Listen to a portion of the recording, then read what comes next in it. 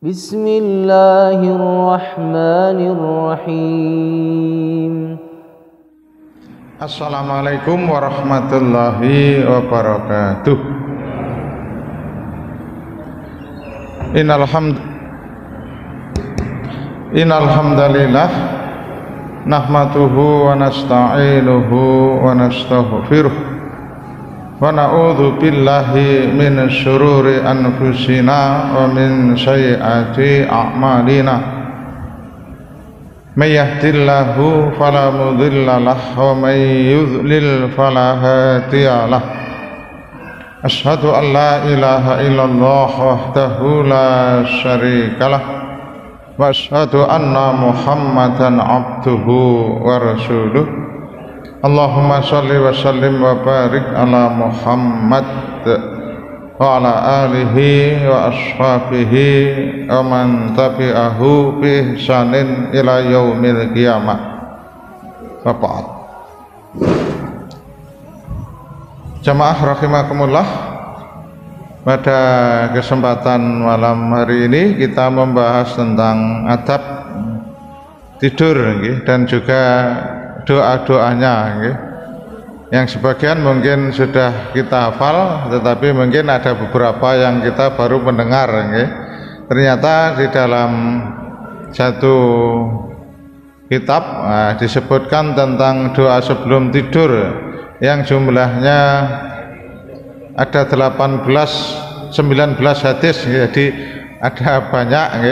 Sebagian mungkin sudah ada yang kita hafal, tapi mungkin kita tidak tahu kalau itu salah satu doa juga untuk tidur, yang sebagian juga sudah kita hafal, sering kita laksanakan, sering kita amalkan.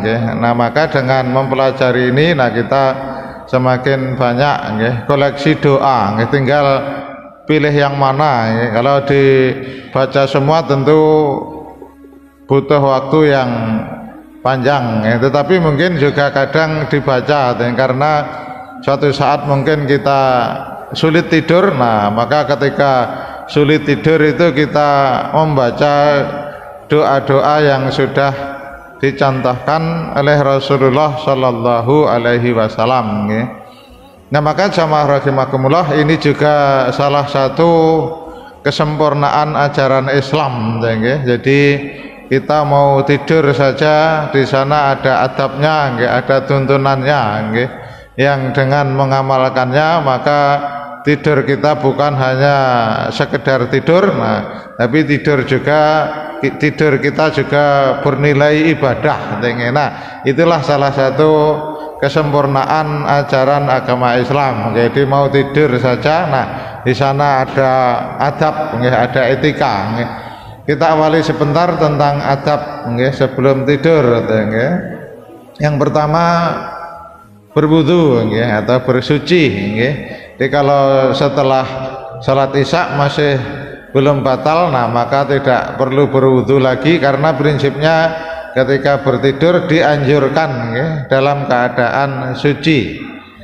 Sebuah hadis diriwayatkan oleh Imam Bukhari dan juga Imam Muslim yang bersumber dari Al-Bara' bin Azib, bahwasanya Rasulullah Shallallahu Alaihi Wasallam bersabda, "Idza ataita masja'aka, jika kamu mendatangi tempat tidurmu, jika kamu mau tidur, kalau bahasa kita, fatawaddo', maka berwudulah wudu'aka lis-shalah, sebagaimana wudumu untuk sholat." Di wudunya persis dengan sholat, tidak ada cara wudu yang lain. Kemudian setelah mendatangi tempat tidur, sumastoji, kemudian berbaringlah ala sikikal aiman, di lambung sebelah kanan. Jadi pertama kali berbaring ke sebelah kanan, tapi kalau sudah tidur, kita tidak tahu boleh berbaring atau telentang. Kita kadang tidak tahu kalau sudah tidur, tapi prinsipnya ketika pertama kali merebahkan diri, disunahkan untuk berbaring ke sebelah kanan. Kemudian diantara fadilah berwudu sebelum tidur dari Ibnu Umar atau Abdullah bin Umar radhiyallahu anhuma, qala Kala telah bersabda Rasulullah sallallahu alaihi wasallam, man bata tahiran, barang siapa tidur dalam keadaan suci, tuhur, bata fi syi'arihi, maka ikon tidur di kepalanya, di rambut-rambutnya malakun, seorang malaikat. Jadi ketika kita bersuci sebelum tidur, nah maka tidur kita ditemani seorang malaikat. Falam yastaikid, maka tidaklah ia bangun, illa qalal malaku, kecuali malaikat tadi akan berdoa, Allahumma fir li abdika, ya Allah ampunilah hambamu fulan, fa innahu bata tahiran, karena dia tidur dalam keadaan suci. Nah itu ini salah satu keutamaan tidur dalam keadaan suci. Nah kita akan ditemani malaikat. Kemudian berikut tidur berbaring pada sisi kanan. Hadisnya sama dengan yang di atas tadi. Kemudian dijelaskan oleh Ibnu Qayyim dalam kitabnya Zadul Ma'ad. Nah tidur berbaring pada sisi kanan dianjurkan dalam Islam agar seseorang tidak kesusahan untuk bangun untuk salat malam. Tidur pada sisi kanan lebih bermanfaat pada jantung, sedangkan tidur pada sisi kiri berguna bagi badan namun membuat seseorang malas untuk bangun. Ini pendapat Ibnu Qayyim di dalam kitabnya Zadul Ma'ad. Kemudian ketiga, berdoa sebelum tidur dan juga sesudahnya. Doanya terlampir di bawah, ada banyak doanya. Kemudian tidak tidur terlalu malam kecuali ada keperluan. Rasulullah membiasakan diri setelah salat isya, ketika tidak ada tamu, ketika tidak ada keperluan, nah maka biasanya Rasulullah langsung tidur karena malam memang akan bangun. Bahwasanya Rasulullah sallallahu alaihi wasallam yakrahu an-naum qoblal isya, tidak senang atau membenci tidur sebelum salat isya, wal haditha ba'daha, dan berbincang-bincang ngobrol setelah salat isya. Jadi sebelum isya, nah itu juga tidak dianjurkan untuk tidur, karena biasanya kalau tidur sebelum isya itu juga mau bangun malah males, akhirnya mau bangun itu biasanya malas. Nah maka kalau memang kondisi lelah, nah ditunggu sebentar sampai waktu isya, nah kemudian salat, nah baru setelah itu tidur. Nah sekali lagi ketika tidak ada keperluan yang mendesak, nah maka tidak perlu begadang, tidak perlu ngobrol yang tidak berguna, kecuali memang ada keperluan yang mendesak, ada rapat, ada tamu, atau hal-hal yang memang penting. Hadis riwayat Imam Bukhari nomor sekian. Nah kemudian membersihkan tempat tidur, hadisnya nanti di bawah. Jadi Rasulullah itu biasanya sebelum berbaring ke tempat tidurnya, nah ngebuti bahasa Indonesia, mengibaskan sarungnya atau selimutnya di tempat tidur. Rasul bersabda, sampai setelah itu Nabi bersabda, karena kalian tidak tahu apa yang ada di atas tempat tidurmu. Jadi sebelum tidur, nah tempat tidurnya juga dipastikan bersih dari hal-hal yang bisa mengganggu ketika tidur. Nah itu Rasulullah sudah mengajarkan. Nah kemudian doa-doanya, membaca 3 surat terakhir, yang di dalam istilah hadis sering disebut al-mu'awwidzat as-salasah, 3 surat memohon perlindungan, yaitu kul huwallahu ahad, kul a'udzu birabbil falaq, kul a'udzu birabbin nas. Nah di sini, nah sebelum membaca itu, nah di sini kita baca saja terjemahnya karena hadisnya agak panjang, nanti agak panjang. Kita baca saja hadis lengkapnya. Dari Aisyah radhiyallahu anha, bahwa biasanya Nabi Shallallahu alaihi wasallam bila hendak beranjak ke tempat tidurnya pada setiap malam, beliau menyatukan kedua telapak tangan, disatukan, lalu meniupnya dan membacakan, nah ditiup, kemudian membaca kul huwallahu ahad, Kul a'udzu birabbil falak, kul a'udzu birabbin nas. Nah, di 3 surat terakhir, nah, yang di dalam hadis sering disebut al-mu'awwidzat, jadi surat memohon perlindungan. Setelah itu beliau mengusapkan dengan kedua tangannya pada anggota tubuhnya yang terjangkau. Okay. Beliau memulai dari kepala, ya, diusap kepala, kemudian wajah dan anggota yang dapat dijangkau. Hal itu beliau ulang sebanyak 3 kali, jadi mengusapnya 3 kali. Nah, itu adalah salah satu usaha kita untuk melindungi diri dari gangguan-gangguan setan atau jin ketika tidur. Kadang ketika kita tidur, nah, kita kadang juga ada gangguan. Nah, maka ini adalah salah satu usaha agar kita dijaga oleh Allah ketika tidur. Nah, ini jadi 3 surat terakhir. Nah, semuanya insya Allah sudah hafal. Nah, mungkin ada yang belum tahu hadisnya. Nah, ini ada hadisnya. Nah, ternyata salah satu doa yang dibaca Rasulullah sebelum tidur adalah membaca 3 surat terakhir, ya, sambil meniup kedua telapak tangannya. Kemudian setelah selesai membaca 3 surat tadi, mengusapkan ke seluruh anggota badan yang terjangkau, diawali dari kepala, wajah, dan seterusnya. Hadis riwayat Imam Bukhari, nomor hadis sekian. Kedua, membaca ayat kursi. Ayat kursi juga insya Allah semuanya hafal, termasuk ayat yang populer. Hadisnya aslinya panjang, tetapi saya ambil yang bagian belakang saja yang kaitannya membaca ayat kursi. Kita baca terjemahnya juga. Kita baca terjemahnya juga. Dari Abu Hurairah radhiyallahu an, qala, ia bercerita, Rasulullah Shallallahu Alaihi Wasallam menugaskanku untuk menjaga harta zakat. Di zakat yang sudah dikumpulkan, diletakkan di Baitul Mal biasanya. Nah, maka waktu itu Abu Hurairah ditugaskan Rasulullah untuk menjaga.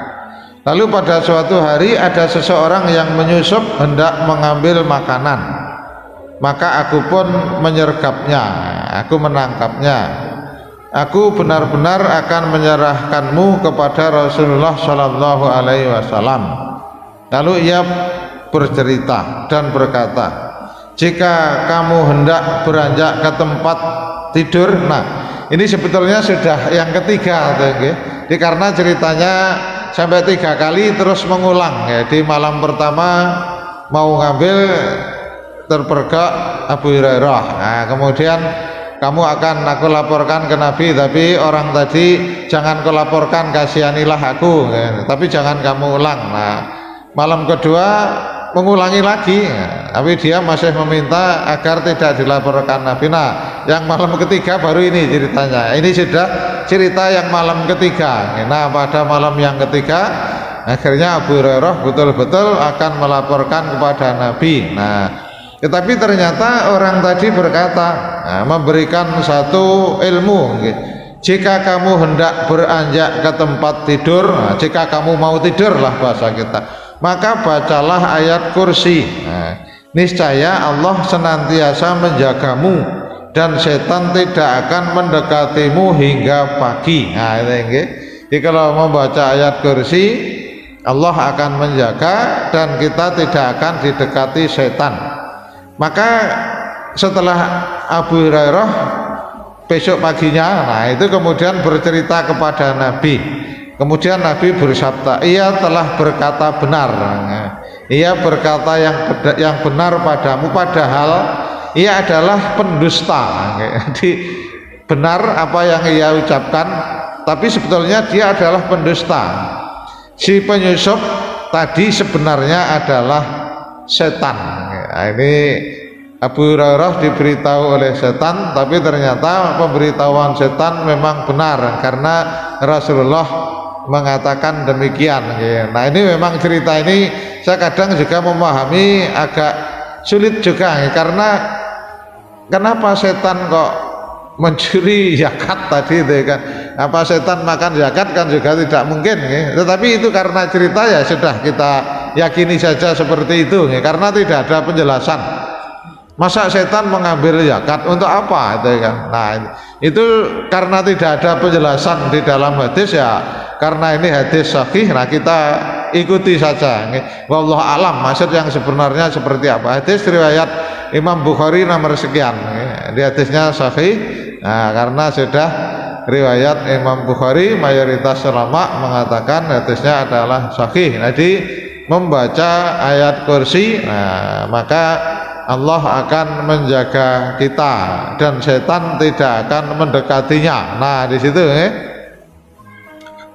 berikut yang ketiga, masih surat, membaca 2 ayat terakhir dari surat Al-Baqarah, amanar rasulu bima unzila ilaihi dan seterusnya, 25, 285, 286, 2 ayat terakhir dari surat Al-Baqarah. Dari Abu Mas'ud radhiyallahu an qala telah bersabda Nabi sallallahu alaihi wasallam, man qara'a bil ayataini min akhiri suratil Baqarah, barang siapa membaca ayat terakhir dari 2 ayat terakhir dari surat Al-Baqarah fi lailatin, dalam suatu malam ketika akan tidur, kafatahu, maka 2 ayat itu akan mencukupinya. Nah bahasa mencukupinya ini yang diantara para ulama memberi pemahaman berbeda-beda, ihtilafal ulama. Para ulama berbeda mengenai makna kafatahu, 2 ayat itu telah mencukupinya. Kila, ada yang berpendapat minal afat fi lailatihi, dari hal-hal yang buruk pada malam itu, maksudnya dia terhindar dari hal-hal yang tidak menyenangkan, dari hal-hal yang berbahaya. Wakila, ada juga yang berpendapat kafatahu min qiyami lailatihi, cukup dari melaksanakan sholat malam. Jadi kalau sudah membaca 2 ayat itu, nah, dia sudah mencukupi dari sholat malam. Tapi ini adalah keterangan dari para ulama. Tapi makna yang sebenarnya, nah, wallahu alam, nah, karena memang Rasulullah juga tidak menjelaskan, ya mungkin termasuk menjaga, melindungi kita, seperti ketika membaca ayat kursi tadi. Yang jelas makna yang sebenarnya memang tidak dijelaskan oleh Rasulullah secara langsung. Yang ini saya baru dengar, tetapi hadisnya juga bisa kita jadikan rujukan, membaca surat Al-Kafirun. Insya Allah kita juga sudah hafal. Dari Naufal, Qalali telah bersabda kepadaku Rasulullah Shallallahu Alaihi Wasallam, Iqra, bacalah Qul ya ayyuhal kafirun summa nam, kemudian tidurlah ala khatimatiha, ketika kamu telah membacanya sampai selesai. Fa'inaha, karena surat itu bara'atun minas syirki, pembebas dari kesyirikan. Di membaca Al-Kafirun sebelum tidur, itu adalah salah satu pembebas dari kesyirikan. Rawahu Abu Dawud nomor sekian, wa hasanahu Ibnu Hajar, yang dihasankan oleh Ibnu Hajar Al-Asqalani dalam kitabnya Nataijul Afkar. Ini nama satu kitab. Jadi membaca Al-Kafirun, nah, banyak doa tadi. Nah sekali lagi, kadang mungkin kita sudah membaca satu doa tetapi tidak bisa tidur, nah, maka bisa menjadi pilihan ya untuk banyak membaca doa ketika suatu malam kita sulit tidur. Masih banyak tadi yang saya ceritakan, ada 18, ada 19 hadis, tapi yang satu hadisnya lemah. masih membaca surat Al-Isra. Nah, kalau ini lumayan panjang lumayan panjang ya, hampir setengah juz lah. Surat Al-Isra yang dikenal juga dengan surat Bani Israil. Dari Aisyah radhiyallahu anha qalat, karena adalah Nabi sallallahu alaihi wasallam la yanamu, tidak tidur, kata yaqra'a Bani Israil, sehingga membaca surat Bani Israil. Nah, kalau di atas disebut Al-Isra, tapi di dalam hadisnya Bani Israil, tapi maksudnya sama, yaitu surat Al-Isra, surat yang ke-17, buat Zumar, dan surat Az-Zumar. Az-Zumar surat ke-39, riwayat Imam At-Tirmidzi. Nah, kalau membaca ini biasanya orang sudah lelah, capek, insya Allah mudah tidur. Kalau sulit tidur, nah salah satu yang dianjurkan oleh Rasulullah membaca surat agak panjang adalah Al-Isra dan Az-Zumar. Yang keenam surat Az-Zumar, hadisnya seperti yang di atas. Dalilnya hadis pada nomor 5. Nah, ini doa yang paling populer yang diajarkan pertama kali kepada kita ketika TK, kita sudah diajarkan doa ini.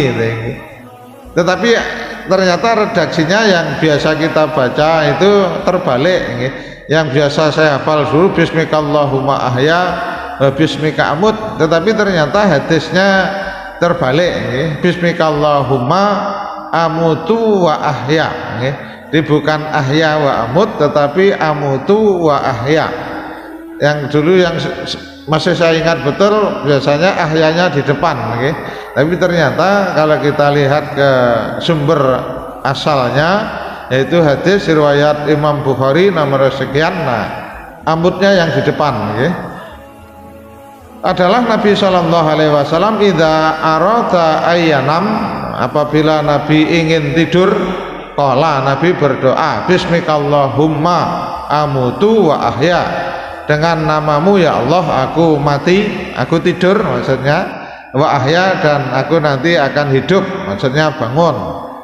Wa idzastaiqadha, dan apabila bangun, min manamihi, dari tidurnya, qala alhamdulillahilladzi ahyana ba'dama amatana wa ilaihin nusyur. Nah, kalau ini yang sudah kita hafal sejak dulu. Kalau ini sama, yang bangun tidur hadisnya cuma ini, sebelum menemukan yang lain. Jadi kalau yang bangun tidur yang dibaca ini. Nah, ada juga yang dibaca ketika bangun di tengah malam. Di tengah malam kadang kita juga terbangun. Nah, maka doa yang dibaca adalah la ilaha illallah wahdahu la syarikalah wa asyhadu anna Muhammadan abduhu wa rasuluh. Tapi sayang hadisnya saya lupa, belum saya masukkan di sini. Ada keutamaan tersendiri. Jadi kalau kita tidur kemudian di tengah malam kita bangun, mungkin karena mimpi atau karena pengen ke belakang, pengen pipis, nah maka di situ doanya bukan ini, bukan alhamdulillahi, tetapi membaca tasahud, asyhadu alla ilaha illallah wahdahu la syarikalah wa asyhadu anna Muhammadan abduhu wa rasuluh. Nanti insyaallah hadisnya saya tampilkan, mencarinya agak lama. Jadi kalau bangun, tapi kalau bangun sudah memang mau bangun, tidak akan tidur lagi, nah yang dibaca yang ini, alhamdulillahilladzi ahyana ba'dama amatana wa ilaihin nusyur. Nah di situ hadis riwayat Imam Bukhari nomor sekian. Nah kemudian berikut nomor 8, hadisnya agak panjang, tapi sering saya baca akhirnya ini karena maknanya sangat mengena bagi saya. Nah kita baca hadis lengkapnya. Awal hadisnya sebagian sudah kita baca tadi di awal, yaitu tentang apa tadi, adab. Kita baca lengkapnya, terjemahnya saja. Dari Bara' bin Azib Nabi Shallallahu Alaihi Wasallam bersabda, jika kamu hendak tidur, mendatangi tempat tidur, maka berwudulah seperti wudumu untuk sholat, lalu berbaringlah pada sisi kanan, berbaringlah pada lambung kanan, dan berdoalah, Allahumma aslamtu wajhi ilaika, ya Allah, aku pasrahkan jiwaku kepadamu, wa fawwadtu amri ilaika, dan aku serahkan segala urusanku kepadamu.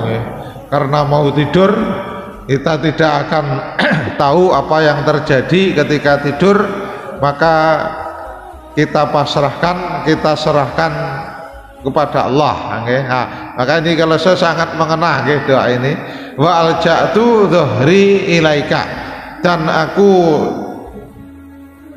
serahkan juga badanku. Kalau di sini terjemahnya punggungku, sebetulnya bukan hanya punggung, ya badan kita semua. Aku sandarkan punggungku kepadamu, rohbatan wa rohbatan ilaika, balik dalam keadaan senang ataupun dalam keadaan tidak senang atau takut. La malja'a wa la manja minka illa ilaika. Ini tulisannya pakai bahasa Latin, agak susah membacanya malahan. Di sini aja Arabnya. Wa alja'tu dhuhri ilaika, dan aku sandarkan, aku pasrahkan juga punggungku, badanku kepadamu, rohbatan wa rohbatan ilaika, baik dalam kondisi senang ataupun tidak senang. La malja'a wa la manja minka, tidak ada tempat berlindung dan menyelamatkan diri minka dari azabmu illa ilaika, kecuali hanya kepadamu.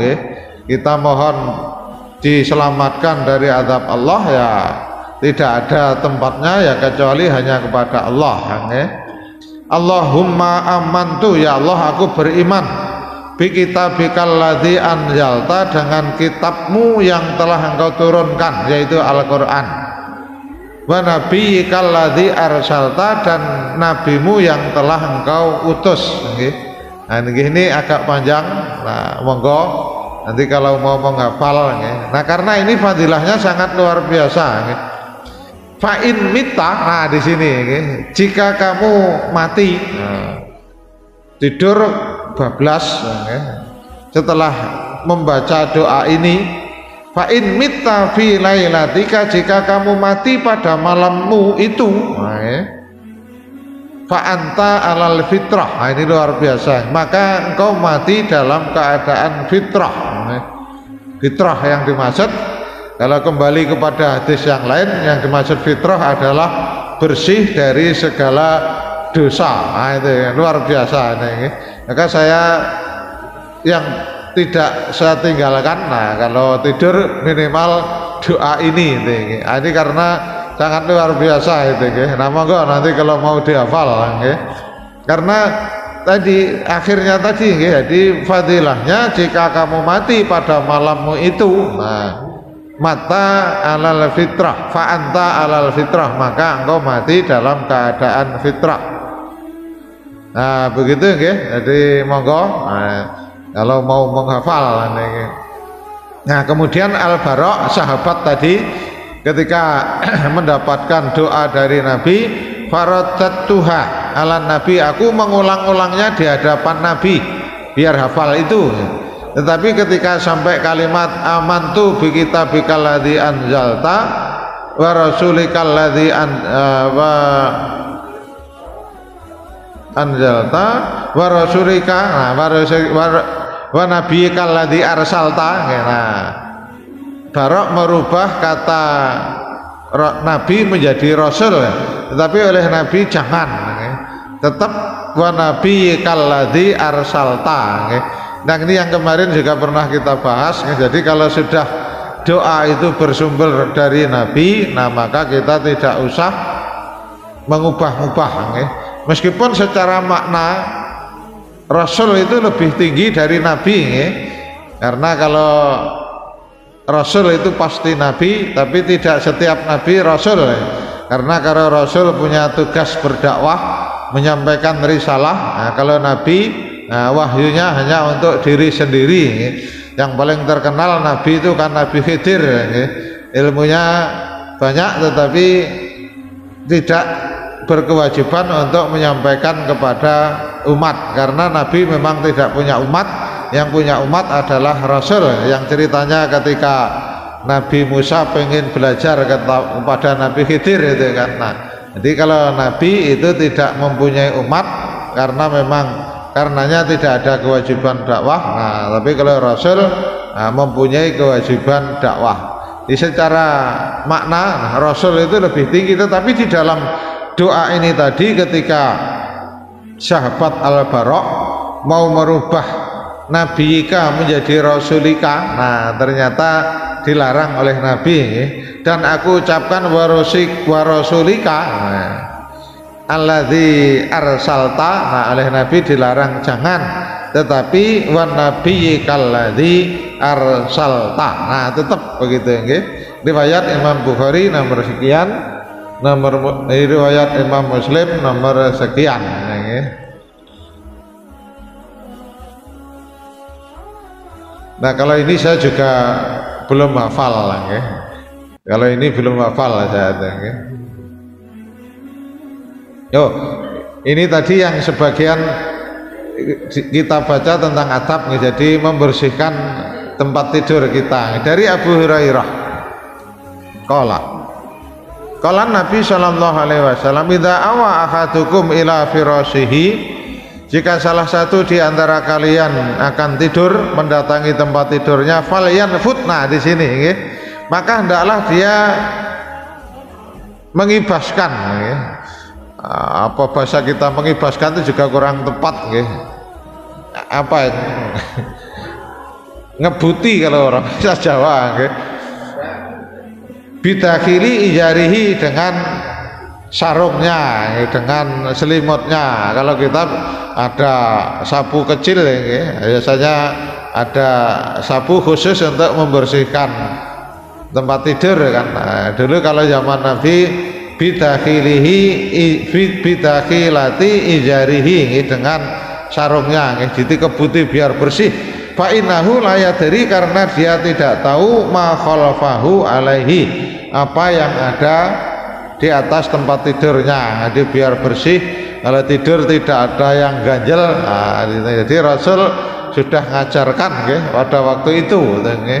Nah, tentunya kalau kita mengamalkannya, di samping kita tidurnya lebih nyaman, lebih nyenyak, nah karena kita mengikuti sunnah, itu sunnah Nabi. Nah di sana juga ada nilai-nilai pahala. Summa yakul, kemudian hendaklah dia berdoa. Nah di sini doanya ini juga agak panjang, kalau ini saya belum menghafal juga. Monggo nanti kalau dihafal, nah, sebagai tambahan macam-macam doa kita.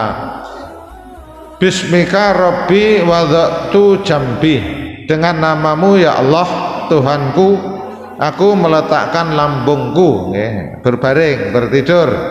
Wabika arfa'uhu, dan dengan namamu juga aku akan mengangkatnya, bangun nanti.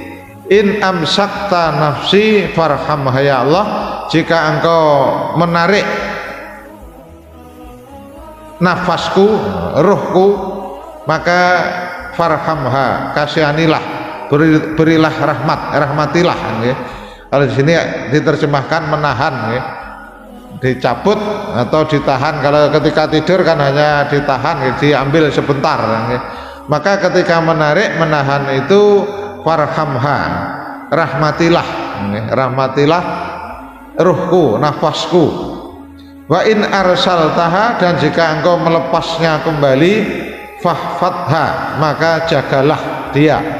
Bima tahfadhu bihi, sebagaimana engkau menjaga ibadakas sholihin, hamba-hambamu yang soleh. Nah, ketika kita tidur, nah, ruh kita ditahan oleh Allah. Nah, ketika ditahan, nah kita jika memohon, ya Allah, jika engkau menahan nafasku, maka rahmatilah dan jika engkau melepaskannya kembali, nah kita bangun, maka jagalah sebagaimana engkau menjaga hamba-hambamu yang soleh. Nah ini doanya juga sangat luar biasa, okay? Nah monggo nanti juga kita hafalkan, okay? Kita semakin banyak koleksi doa kita, maka kita tidak akan ada habisnya, okay? Dalam berdoa itu, okay? Nah ini yang kalau kita semuanya juga sudah kita hafal, okay? Di bertasbih, okay? Seperti salat 33 kali tasbih, tahmidnya 33, cuma takbirnya yang 34. Kita baca aja terjemahnya, waktunya tinggal sebentar. Dari Ali bin Abi Thalib bahwasanya Fatimah alaihissalam datang kepada Rasulullah untuk meminta pembantu, tetapi beliau bersabda, maukah kamu aku beritahukan sesuatu yang lebih baik darinya dari banyak pembantu? Bertasbihlah kepada Allah saat kamu hendak tidur sebanyak 33 kali, kemudian bertahmidlah juga 33 kali, dan bertakbirlah sebanyak 34 kali. Nah, ini bukan hanya setelah salat, tetapi ini juga dibaca sebelum tidur. Cuma kalau setelah salat takbirnya 33 kali, karena yang menggenapkan adalah la ilaha illallah wahdahu la syarikalah. Tetapi kalau tidur takbirnya langsung 34 yang jumlahnya menjadi genap 100. Sufyan berkata, satu diantaranya adalah sebanyak 34 kali. Maka setelah itu aku tidak pernah meninggalkannya. Di sahabat Ali, nah setelah diberitahu Rasulullah tidak pernah meninggalkan doa itu. Kemudian ada yang bertanya, meskipun pada malam perang Siffin, nah perang Siffin perang yang berat yang dihadapi sahabat Ali, yaitu perang melawan Muawiyah, maka Ali pun menjawab, meskipun pada malam perang Siffin, jadi pada perang malam Siffin kondisi yang sangat genting, nah sahabat Ali pun tidak lupa untuk membaca tasbih, tahmid, dan takbir. Kalau itu semuanya insya Allah kita hafal. Nah maka tadi yang saya sampaikan, kalau sulit tidur, saya baca sebanyak-banyaknya doa yang saya hafal, biasanya begitu. Kalau sudah ngantuk ya 1-2 doa, sudah mulai ngantuk ya cukup. Saya kira begitu. Nah, meskipun masih ada beberapa, insya Allah di lain kesempatan akan kita lanjutkan. Demikian, semoga bermanfaat. Assalamualaikum warahmatullahi wabarakatuh.